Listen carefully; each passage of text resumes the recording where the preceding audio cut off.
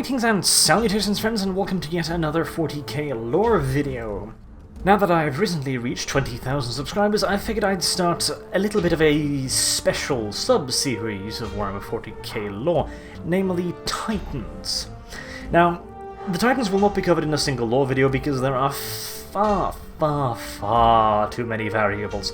Not only are there, of course, Imperial Titans, but various other Titans, although, to be fair, Xeno's Titans have been reclassified during the newer editions of 40k, so they're no longer technically Titans. However, you know, just for generalization, there are of course Eldar Titans and Orc Titans, although we call them Gargants, and the other Titans are usually referred to by their designation, and there are a few other pseudo-Titans, or Titan-countering weapons that have been introduced fairly recently, like the larger Tau battlesuits, which I covered in the Tau lore video, for example.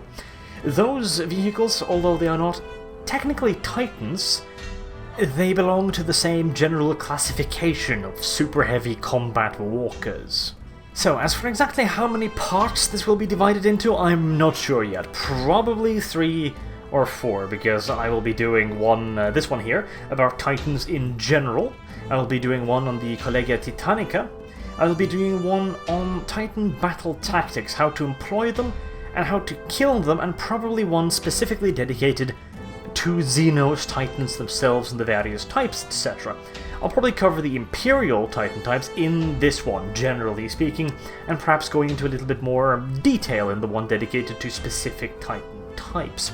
So with that out of the way, let's begin with the first part of the Titan series. What is a Titan? Well, I would like to start out with a quote from Grand Master Vulcus of the Ordo Sinister of the Divisio Militaris. Quote, "No weapon in the arsenal of the Imperium or the Traitor equals the Titan on the battlefield, and a legion of such vast war machines can bring any world to its knees. In truth, a Titan has only 3 enemies: folly, hubris, and another of its kind." End quote. Titans are by far the most powerful planet-side weapons in the Imperium's arsenal. They might have access to more devastating void-borne weapons like cyclonic torpedoes or direct land strikes, but as far as land warfare goes, nothing can compare to the might of a Titan. Now, the name Titan refers to one of several classes of massive, crude, robotic bipedal combat walkers fielded by the Titan legions of the Adeptus Mechanicus Collegia Titanica. Now, the organization Collegia Titanica will be getting a video of its own at some point, and it also refers to the forces of the Dark Mechanicum of the Traitor legions. Originally, and to some extent currently, the term Titan was also used to refer to the many types of combat walkers used by all of the different factions of the 40k universe, like for example the Eldar Titans and the Gargants of the Orcs. However, these days the word Titan is used primarily to refer to either Imperial or Traitor Titans. As with the current definition of manned, robotic, bipedal combat walkers, does not necessarily apply neither to Eldar Titans, nor to Gargants, nor to the Tyranid Bio-Titans. So, throughout this video, the definition of the word Titan will be Imperial or Traitor Titans. And before continuing on, let me quickly clarify the term Traitor Titans for those of you who may not be familiar with 40k lore. You see, back in the days, the Empire was a unified faction, ruled by the Emperor of Mankind. This period is known as the Great Crusade, and during this time, the Space Marine chapters were organized into legions of tens of thousands of Adeptus Astartes. At that time, they were known as legionaries, and the term still holds some favor today. But during the Crusade, there was a schism after the Emperor had left the Crusade to continue his experiments on Terra itself. The War Master Horus, named as the Emperor's successor by the Emperor himself, rebelled against the Imperium, splitting it into 2 factions, the Loyalists and the Traitors. Now, this is quite a long and epic storyline that is currently being told in the Horus heresy books, and of course I will be touching upon that story at some point, although not in the near future, as the whole Horus heresy lore part requires a relatively solid grounding in 40k lore to begin with, so I want to be making the basics first, then I'll be moving on to the Horus heresy and all of that very, very fantastic lore stuff. So, during this rebellion, the forces of Horus were eventually defeated, but during the rebellion, many of the Empire's forces switched sides. This included Mechanicum elements that was later to be known as the Dark Mechanicum, and with them came several traitor legions of Titans. All the proper Titans currently in service to the forces of Chaos hail from the time of the Horus heresy. Now, Chaos can create some Titans of its own. It is unclear whether they are capable of producing their own Titan patterns.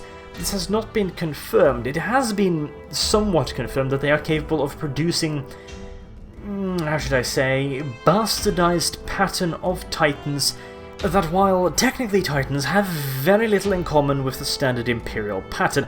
Most of the time, these war machines are more demon than they are metallic construct, and in most cases they are inferior to standard Titan constructs. However, this is a very dodgy part of the lore. It is mostly based on very old lore, where we had some specialized Titan patterns of Slanesh, if I remember correctly, the Subjugator and Questor Scout Titans.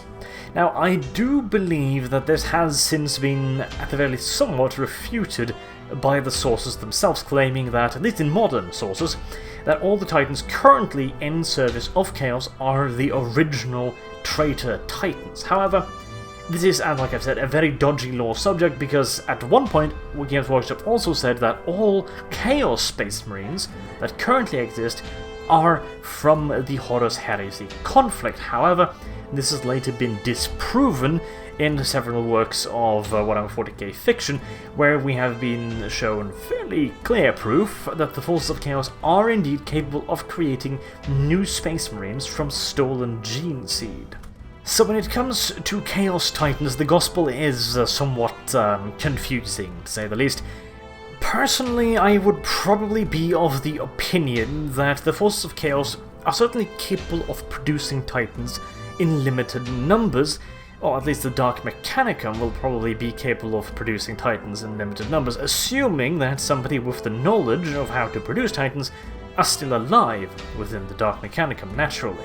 As when it comes to the resources, they will certainly have access to those, but it is somewhat unclear if they have access to the technology required both to produce the Titans and even just to understand how to make them in the first place. So I would probably say that the overwhelming majority of Chaos Titans are the few Titans that remain from the original heresy. However, I would not completely dismiss the notions that they could potentially produce more, or alternatively, they could at the very least produce half Titans and then make up for the rest with some form of demonic contract. We know at least that this is possible within the Eye of Terror. We do know that Titan-like constructs are, relatively speaking, quite common within the Eye of Terror because, of course, the laws of the physical universe do not necessarily apply within the demonic realms, which means that they can create a Titan that would, in our physical universe, simply collapse underneath its own weight.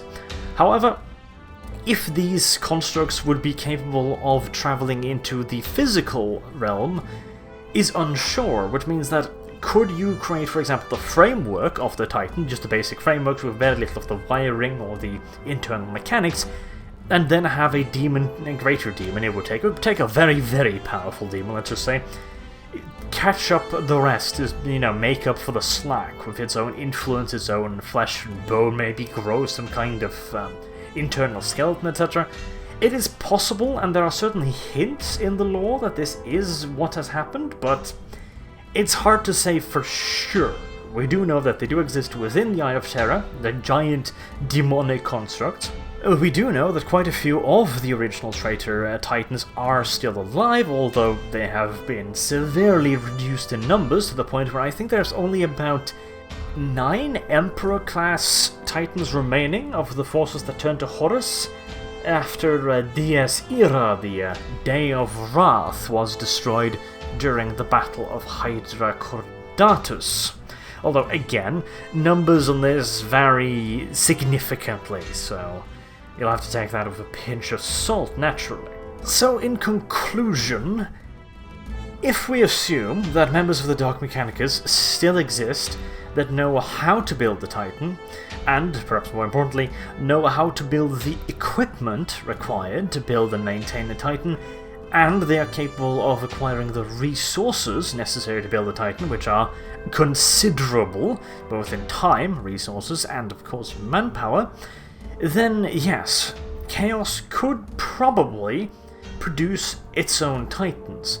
However, it would almost certainly require a real-world hold. And what I mean with this is it would almost certainly require a Forge world within the Imperium, within the material universe, as any Titan created within the Eye of Terror is likely to be flawed, due to the fact that the laws of reality are vastly different in the two realms. Now, I'm not saying it would be impossible to create a Chaos Titan within the Eye of Terror, but I would assume it would be infinitely more complicated. Speaking of production, however, there is one last little thing we do have to mention when it comes to Chaos Titans. I was wondering how to sneak this one into the Titan lore list, but I've just given myself an excuse, haven't I? You see, there was once a standard template construct Titan, you see? The Castigator. Castigator was something rather odd.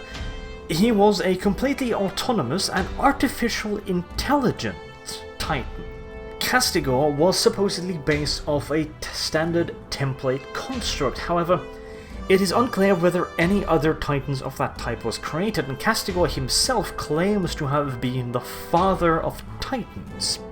Now, for those of you who know a little bit more about 40k lore, you know that the Mechanicus consider artificial intelligence to be very, very bad indeed, and it seems, through some sources, to have been the primary reason why the golden age of technology ended with a robot rebellion. In fact, the Mechanicum has a slightly different name for AI.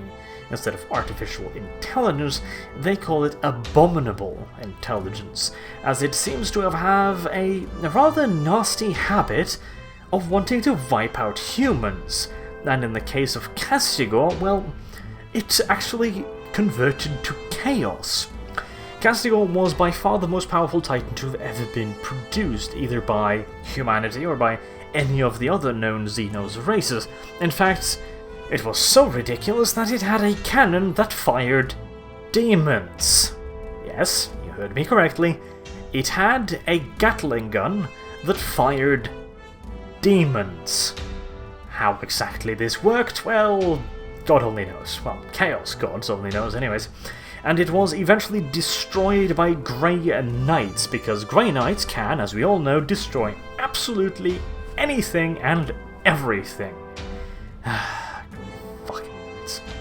Okay, the Grey Knights, of course, as we all know, or at least I hope we all know at this point, is of course the abominable spawn of the 5th Chaos God, Matt Ward, and they are complete and utter rubbish. God, they are horrible. They have some of the worst fluff ever written by anyone ever anywhere in any point in history. They are so bad that the guy who wrote Jesus Walks on Water sounded like a fucking realist. Okay, enough about the Grey Knights. I don't even know if I'll even be making a lore video on those bastards at any point, because I would rather they just didn't exist, and if I do make a lore video about them, it's going to be the old Grey Knights, the actual good Grey Knights. So, you might consider Castigator to be a part of Wardian lore, in which case feel free to ignore it completely and utterly, but for the sake of clarity, I would mention it here. An AI Titan, one of the most powerful ever created, naturally destroyed by Grey Knights because, well, fucking duh.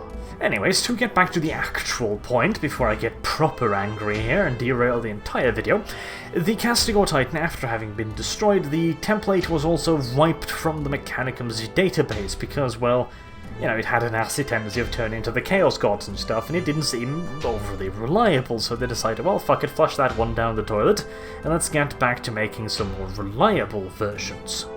But I was going to start talking about the actual production of Titans. So, very little is known about how a Titan is constructed.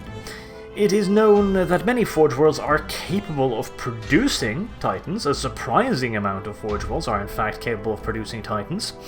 However, the most common patterns come from Mars and Lucius.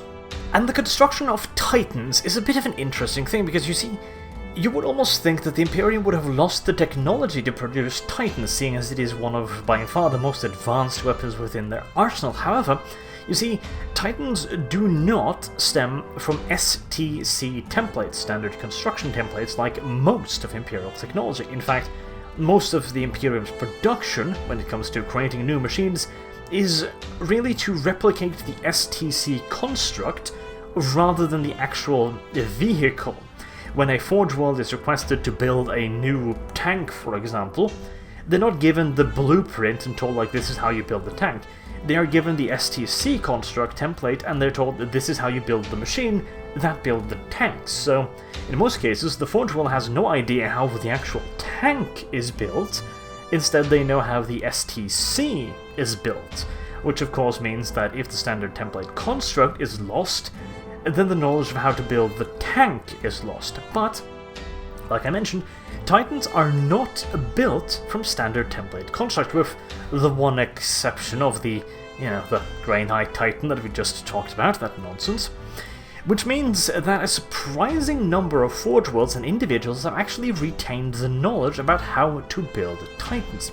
However, there is of course one slight problem, because otherwise the Imperium would just go like, well, why would we ever build tanks if we can just mass-produce Titans? And they would, but here's the thing.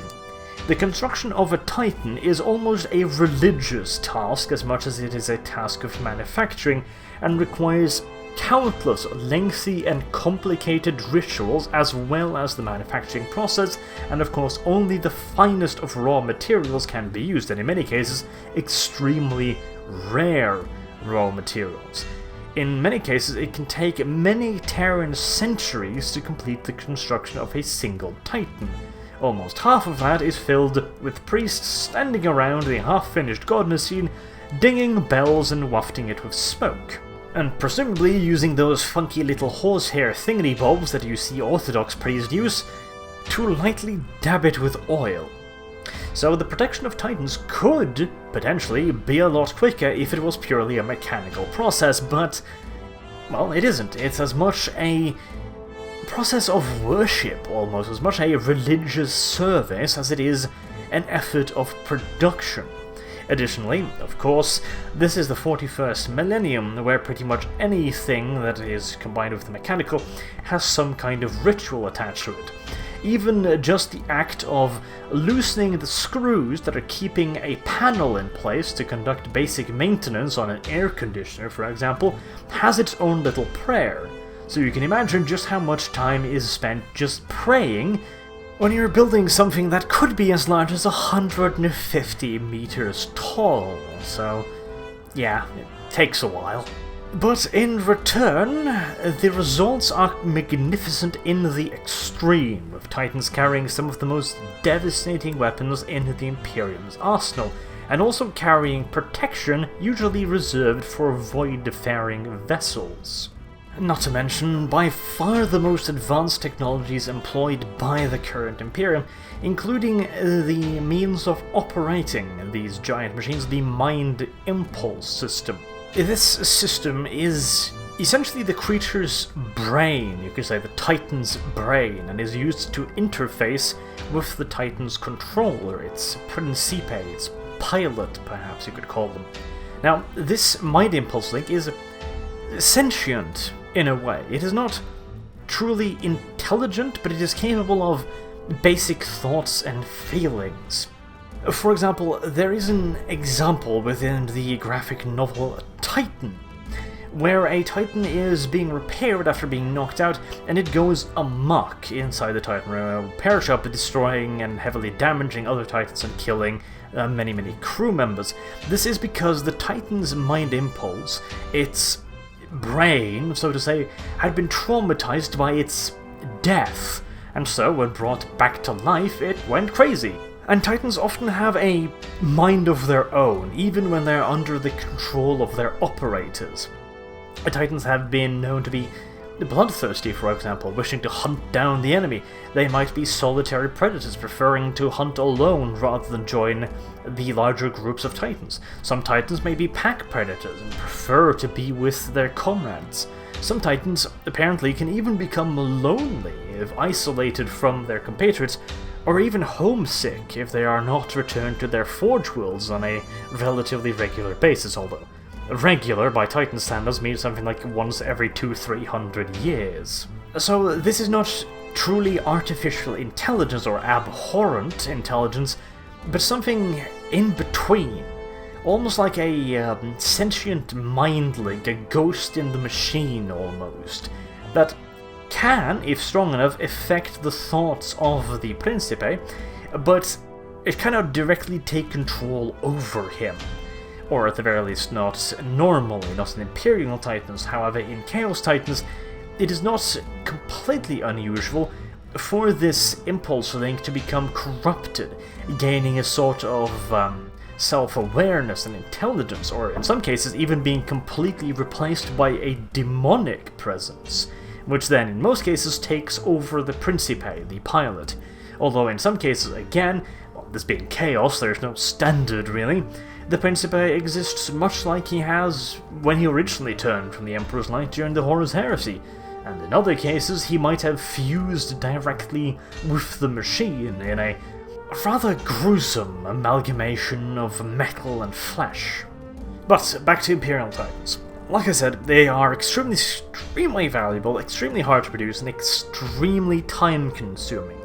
They are also considered, in essence, manifestations of the God Machine itself, and are in fact referred to as God Machines by the Mechanicum.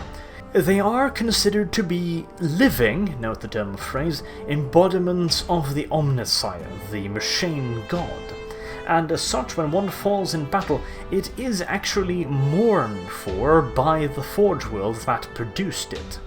But on the subject of mind impulses, it would probably be about time that I talked about how a Titan is operated and how its crews function, why they're there, their tasks, etc., and why some Titans can have crews of thousands of individuals.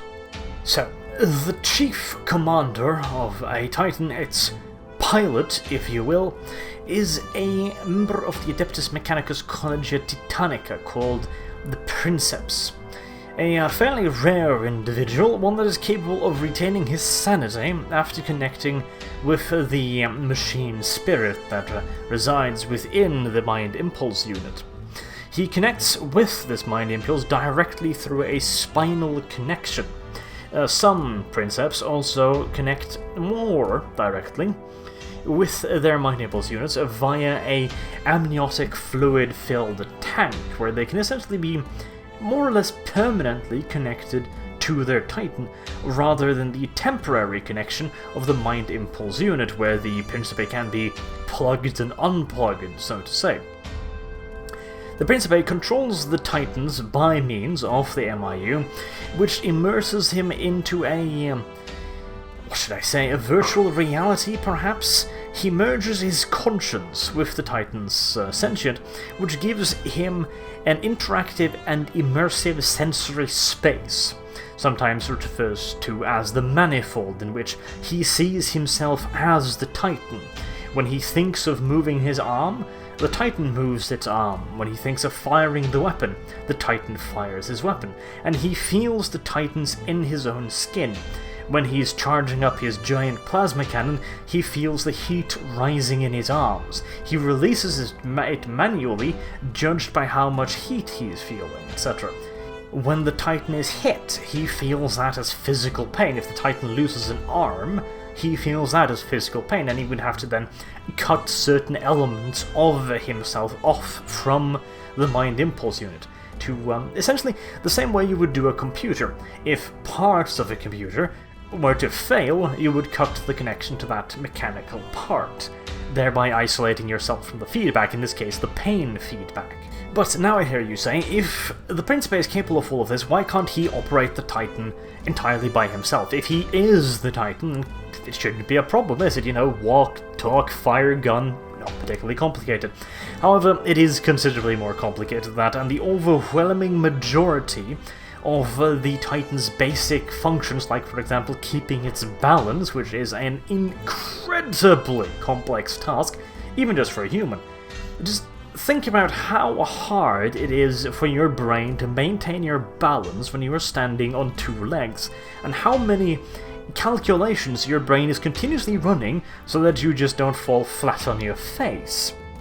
This is the same as the Titans, except this time it is a 150 meters tall steel metal adamantium alloy construct that weighs an absolutely immeasurable number of tons.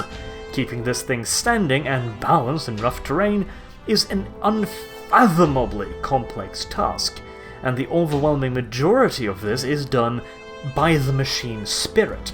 And even then, there is far too much information constantly streaming into the Principe.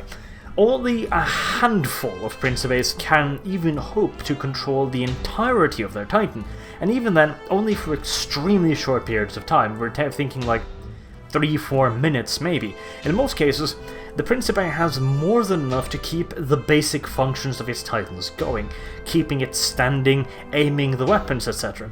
Usually he reserves his own mind for these actions, and then entrusts one or more crew members with things like locomotion, with things like reloading the weapons, charging the weapons, keeping the void shields up and running, maintaining the void shields, changing their frequencies. All these kinds of things that needs to be continuously done that the Principe does not necessarily need to think about. His primary task is to think about how he's going to kill the enemy, and how he's going to keep his own machine in working condition. Things like aiming the weapons and walking, etc., like I said, is usually delegated to these lesser moderati, although in many cases, many Principes will choose to take over the control of the final phases of the aiming and firing process, mostly just because, well, if you were piloting a 150 meters tall battle robot with weapons the size of goddamn cities, you'd want to fucking fire them too, wouldn't you? So, these secondary and tertiary crew members are known as moderati. Most Imperial Titans have two moderati, one taking care of the locomotion, one taking care of the weapons. Larger Titans can have upwards of 5 or 6 moderati, and there is also usually a sub-moderati who takes care of the mechanical runnings of the machine, the chief engineer, so to say. This is usually an Adeptus Mechanicus priest who takes care of maintenance, of emergency repairs, these kinds of things, and he's not directly plugged into the machine. He is usually just inside the machine getting all of his data, either via a indirect mind impulse feed who tells him things like, well, I got hit on the right side, there's a breach, this and this needs repair, stuff like that, or just by good old-fashioned cognitor interface, e.g. a computer screen with stuff on it. The Moderati, just like the Principe, is connected to the machine via the same mind impulse unit and have to undergo extensive cybernetic augmentation to their craniums to be able to interface to the machine like this. Now, I talked about the machine spirit and the pilot and the Moderati essentially cooperating with the machine, taking over certain tasks and leaving others to the machine spirit. Now, this could almost be likened to riding a horse, because, you see, the machine spirit is not entirely submissive. It doesn't go just like, well, okay, fine, I'll just do this, here you go. It sometimes fights its master and its masters. which is another one of the reasons why you need multiple persons plugged into the manifold in most cases, simply because the feedback of a machine that is 150 meters tall and that really wants to blow shit up can be quite violent, so multiple crew members are able to spread the stress, essentially, of this interference across each other, allowing the Titan to operate for extended periods of time. This does have a downside, however. Now, first and foremost, when you have multiple people doing different things and having control over different systems, of course, your reaction speed is going to be reduced, but more importantly, the largest problem is the fact that once you are getting used to feeling like a god machine, like a Titan, going back to being just human, that can suck a bit, certainly, and many Titan crews almost become addicted to being connected with their Titans, many experiencing severe headaches or traumas, almost some kind of a phantom limb disease when they are disconnected from their war machine. On the other hand, when they are connected to their war machine, they're constantly barraged by information and the sometimes erratic and sometimes even outright hostile sentience of the machine itself, which takes a pretty serious toll on the mind. Now, this can be lessened considerably by fully interfacing via the machine, by having the Principe submit himself to a full cybernetic implementation into the machine via a amniotic fluid pod. However, this of course means that they also have to give up on their humanity completely. They are now permanently fused with their war machine, and the overwhelming majority of the time will be spent in a drug-induced coma. They will essentially be asleep along with their machine, completely and utterly incapable of experiencing normal human things like, eating, drinking, having fun, stuff like that. You're essentially sacrificing your humanity for this. Some Principe do this willingly, and in fact they look forward to it. Others try to put this off for as long as possible for, relatively obvious reasons. Nevertheless, the ultimate fate of a Principe, should he not get killed in battle, is almost certainly to be permanently ensconced within a Titan, because Principes are very rare indeed, and experienced Principes cannot simply be allowed to retire once the strain of their job finally catches up with them. But the pilot and his crew makes up but the tiniest percentage of the total crew of such a war machine. The overwhelming majority of crew members are mechanics and maintenance personnel from the Adeptus Mechanicus, who are of course responsible for 1. Maintaining the war machine at peak fighting conditions, and of course to repair any battle damage. Now, most importantly, this is the recharging and repairing of the void shields, the defensive shields that protect the machine. These can be overloaded, but they can be brought back to function again relatively quickly by essentially switching out the fuses. That is an extreme oversimplification, naturally, but that is essentially what's going on, or alternatively by forcefully cooling down the void shields and their generators, either physically or by taking them offline for extended periods of time to allow them to recuperate, essentially. Of course, you don't want to be doing this while under sustained fire, naturally, so it is in many cases preferable to overload the shields and then bring them back online. However, this is a dangerous game to play because a Principe can keep his shields up for longer than they are technically capable of standing. However, this risks the generator itself blowing out, and that is not repairable. A void shield overloading is, like I said, the relatively speaking simple matter of changing a fuse, a relative in the same way that is a relatively simple task to have a rocket fired from Earth achieve orbit. So, yeah. But having a generator completely blow out because it has been overloaded, well, yeah, that's not something you're going to be fixing with duct tape and a few wrenches, I'm afraid, regardless of how much time you have. In most cases, this will require a full switching out of the void shield generator, or at the very least it will require the almost complete refurbishment of said generator. Not something you're going to be carrying out in the midst of a battle. However, Almost all Titans, in fact virtually all Titans, come with what is called a Titan hangar. This is a gigantic landing craft that is used to transport the Titan off and on to a planet. This enormous drop pod, essentially, is like a flying cathedral, and it is equipped with all the facilities necessary for the maintaining and repairing of Titans in the field. It also, of course, acts like a gigantic fortress from which the Titan can be defended, and allows the Titan to be dropped pretty much directly into a combat zone, where it can stride out of its massive fortress-like container directly into battle, while its repair casket defends itself with a multitude of weapon systems. This lander, incidentally, is also where the most of the crew is. In case of most Titans anyways, more crew is located inside this landing craft than on the Titan itself.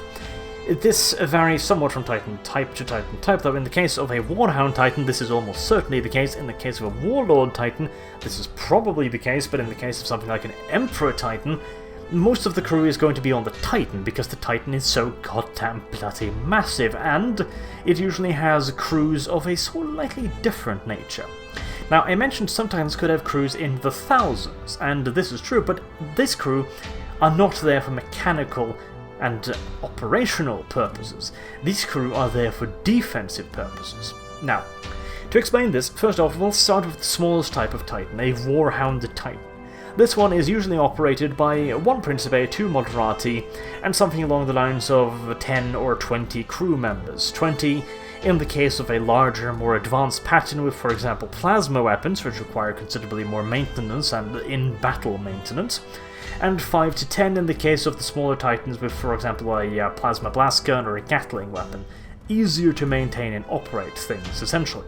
The largest Titans can have hundreds of crews dedicated to single areas of the Titans. For example, you could have 100 Mechanicus adepts working on a single void shield generator, being so massive that they are. You could have dozens of crews just worried about the mechanics that loads a weapon, for example. Hundreds upon hundreds of mechanical crew members, but in this case, there are also usually thousands of soldiers, either Skitarii or Imperial Guard soldiers, stationed inside the massive war machine's legs and all the way up and throughout its massive body.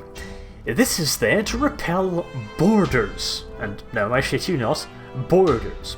In fact, one of the greatest threats to one of these war machines is if massive numbers of infantry manage to get close enough to get within its void shields and start boarding the war machine. In fact, some Titans, mostly Chaos Titans, even use melee weapons specifically designed to dock with enemy Titans. They get into its blind zone and then disgorge massive numbers of personnel directly into the Titan. Now, in most cases, a direct ground assault on a Titan is suicide because of its ridiculous weaponry, but additionally, in a larger scale battle, a Titan will rarely take the time to attack infantry. It's just a complete and utter waste of firepower. It's going to be firing at other Titans, fortifications, or large concentrations of armor. It's not going to be worrying about infantry, and in some cases this can prove fatal, but you've also got to remember that a Titan's legs is essentially giant fortifications studded throughout with guns everywhere. Not to mention, of course, that they're all very, very heavily armoured. So essentially, an infantry assault on a Titan is much like assaulting a massive, moving fortress completely studded with guns everywhere and occupied by thousands of fortified troops. Not a simple proposition by any stretch of the imagination, but on the other hand, well, it is an extremely valuable machine. In fact, it is so ridiculously valuable that sparing a few thousand troops to just make absolutely sure that this absolutely minuscule possibility of it being boarded is reduced or even eliminated is worth it. Entire regiments of Imperial Guard troops can be dedicated just to protect one of these massive war machines. Now, bear in mind, we're talking Emperor Titans here. Warhounds and Reavers are considerably smaller, and in some cases, Reavers do have dedicated anti-boarding crews on hand, but they usually only number in the hundreds rather than the thousands. And Warhounds usually don't have any, because, well, if a Warhound is getting boarded, you've done something very, very, very wrong, considering how relatively fast those buggers are. Now, lastly, I'll go over the different classifications of Titans. Now, do bear in mind that there are all manners of different patterns, variations, and weapon loadouts of these Titans. These are just the general classifications of Titans used to identify one from another, their weight, their size, etc. The smallest of the Titans is the so-called Warhound Titan, a Scout Titan. And while again there are many variations, they usually come in at round about 10.5 meters. The Warhounds are usually used as scouting and flanking elements for Titan Legion or armoured formations, and are the most common form of Titans used by the Collegia Titanica. Appearance-wise, the Warhound differs structurally significantly from the more human-like larger Titans. This is also presumably where its names comes from. The Warhound, that is, has a somewhat canine, almost wolfish appearance to it. The Warhound Titans are, as was mentioned, Scout Titans. This means that they are usually deployed far out ahead of the other Titan legions, and are the only Titans to be normally deployed in squads, although squad is not entirely the correct term. Back in the old days of the Horus heresy and pre-Horus heresy, Warhounds were often employed in larger units of 5 to 10 Warhounds. In the modern Imperium, Warhounds are forbidden from operating in groups larger than 2. It also sports a pair of reverse jointed legs, which gives it a considerable amount of speed for such a large machine, and shoulder-mounted weaponry. Some Warhound Titans also carry lighter anti-infantry weaponry underneath their head, the cockpit, or on their back, but usually they only carry 2 hardpoints for Titan-class weaponry. The Warhound is relatively lightly armed and armoured in comparison to other Titans, but it's still the equal of entire squadrons of heavy armour, and can even take on smaller units of super heavy armour.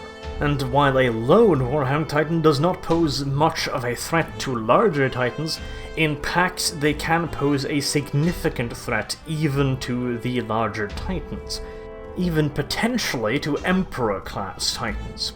Now, the pack is an unofficial organization, however. Officially, Warhounds are not allowed to operate in squads larger than 2, but unofficially, larger hunting packs of several machines can be organized and commanded relatively loosely by whichever princeps is regarded with the most esteem, I suppose you could say. These formations are of course not an official military formation, and they are not technically either a squad. You could kind of compare it to the German Wolfpack submarine tactics of World War II, where a relatively loose gathering of U-boats would meet at a predetermined destination and use that as an ambush point against Allied convoys. Except in this case, the convoy is a massive, super heavily armoured monstrosity capable of burning down entire cities with its secondary weapons. Then we have the Reaver class battle titan, the smaller of the 2 medium-sized titans. The Reaver stands at just about 15.3 meters, again, different variations and types of course, but a rough estimate, and can take roughly twice the amount of pounding that a Warhound can, being significantly more heavily armoured. Primarily this is because of the fact that its central energy core, its plasma generator, is located further behind in the hull, therefore being shielded from more incoming damage, while as in the Warhound it is located centrally in the vehicle, and of course a direct penetrating hit to the plasma core means that the robot goes bye-bye, because boom. Very, very large boom. The Reaver has the potential to be considerably more heavily armed, however, than the Warhound, although in most cases they do still use Scout-class weaponry. The biggest difference, really, is the fact that the Reaver also carries a 3rd hardpoint for weapons. Most commonly, this comes in the form of some type of multiple launch missile system firing a wide variety of munitions, both guided and unguided. It can fire something so relatively mundane as a high explosive warhead, a specialized anti-Titan weaponry with a armor-piercing tip, or cluster ordnance. In some cases they have also been known to carry considerably more arcane technological inventions whose destructive prowess is only matched by their incredible rarity. The Reaver class Titan can also be equipped with Titan melee weaponry, which is extremely effective in Titan versus Titan combat, assuming one of the Titans can get close enough to the Titans to actually use them. If they do get that close, however, it is a remarkably effective weapon because, well, no matter how tough a Titan is, you can imagine that having a 10 to 20 meter long solid metal object smacked into it at a relatively considerable speed will be doing some fairly monstrous damage.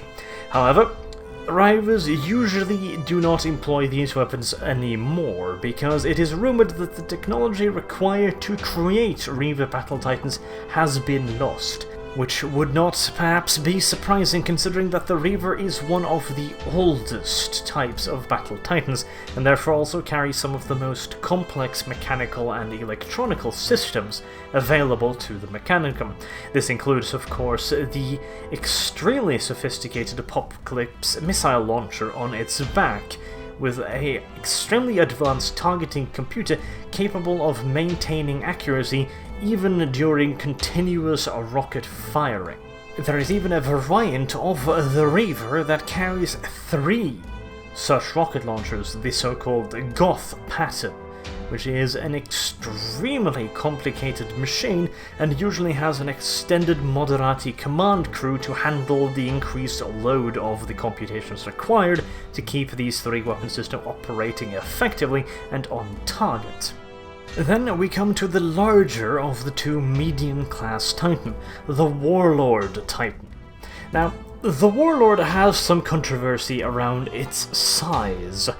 Current estimates put it at about 22.5 meters, while older lore states that it can be up to 200 meters, and some even older fluff shows it as being several hundred meters, 300 to 400 meters. Now, a lot of the proper old fluff is just that, very, very old fluff, and should be taken with just a pinch of salt, but again, considering the fact that there are of course various patterns etc., a rough idea of 22 to 33 meters should be a very good approximate. Now, the Warlord is also considerably more heavily armoured than its smaller cousin, the Reaver, carrying with it multiple void shields and layered armoured plating. It is also capable of carrying 4 Battle Titan class weaponry instead of the 3 of the Reaver. It can be mounted with Scout class weaponry, but it is usually mounted with Battle class weaponry, being the heavy hitter of a Titan group. It is usually employed alongside 2 of its brethren and 3 Reaver Titans, with perhaps 2 Warhounds providing scouting for the battle group. The Warlord usually comes with heavy, long-range weaponry. It does have the option of fitting melee weaponry, but it is usually ignored in favour of more and bigger guns.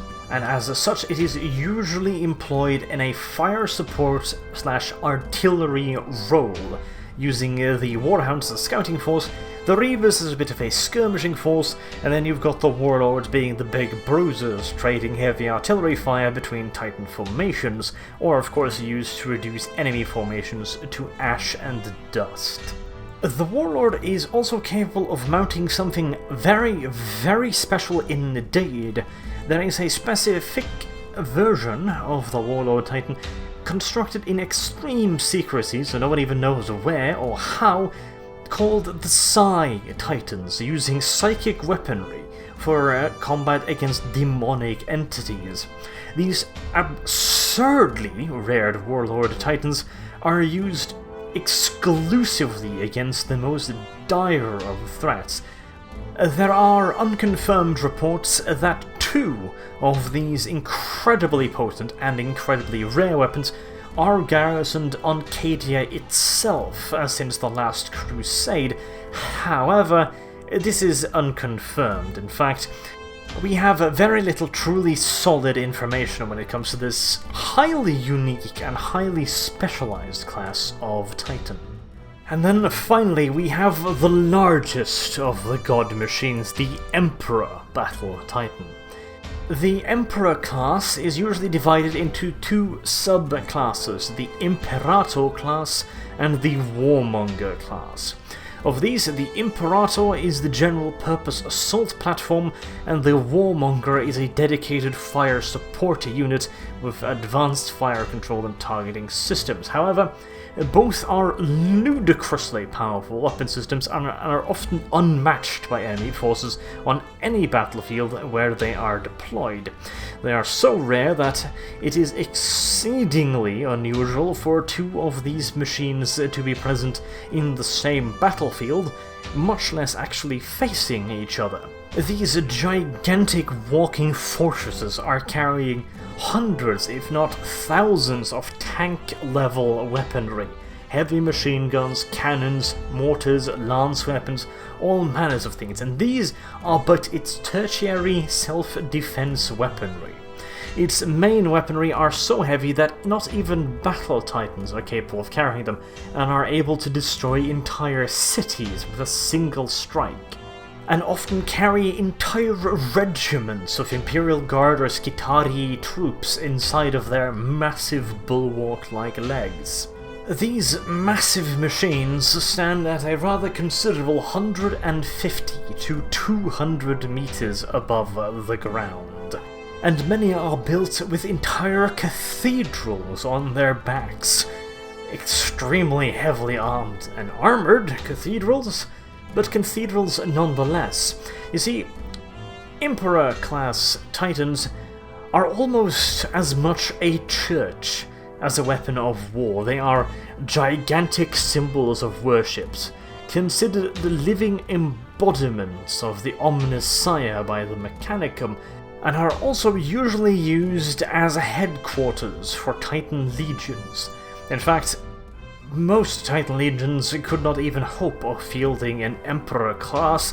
Those that can only field 1 or 2 at most, and the Order's Grand Master is usually the one that commands it, with a considerable staff of moderati under his direct command. Only the most battle-hardened of Principes are of course ever given the chance of piloting an Emperor Battle Titan, and even then, the overwhelming majority of them have long since been interned in amniotic fluid containers, as commanding an Emperor Battle Titan without the aid of such an apparatus is almost impossible, a feat only doable by the best of the best of the best.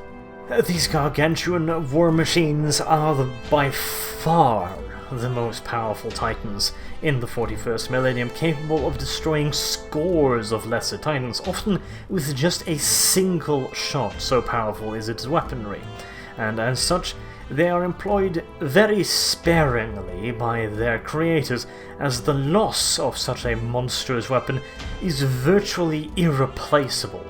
But on the other hand, they're also virtually indestructible. You would need the combined firepower of possibly dozens of other titans just even to breach its void shields. In fact, there is an example of such a titan being destroyed in one of the Horus heresy novels, where after the thing was destroyed by a direct hit by Titan-class weaponry to its head structure where the pilot is, it took another 10 minutes of sustained fire by dozens of titans to finally destroy the titan. And finally, an honourable mention. An Imperial Knight. These are essentially pilotable one-man miniature titans.